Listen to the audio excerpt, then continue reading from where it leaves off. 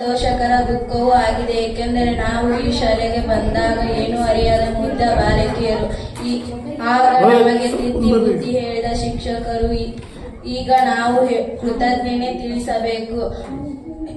ಹೇಳುವ ದಿನ ನಾವು ಈ ಶಾಲೆಯಲ್ಲಿ 1 ರಿಂದ 7ನೇ ತರಗತಿ ಕಲಿತಿರುವ ಕೋಣೆಗಳನ್ನು ಎಂದಿಗೂ ಮರೆಯಲಾಗದು. ಶಿಕ್ಷಕರು ನಮ್ಮ ಬದುಕಿನ ದಾರಿ ತೋರಿಸುವ ದೀಪದಂತವರು. ಜ್ಞಾನವನ್ನು ಹಂಚುವ ಮೂಲಕ ಅವರು ಸಮಾಜವನ್ನು ಬೆಳಕಿನ ದಾರಿಗೆ ಕೊಂಡೊಯ್ಯುತ್ತಾರೆ.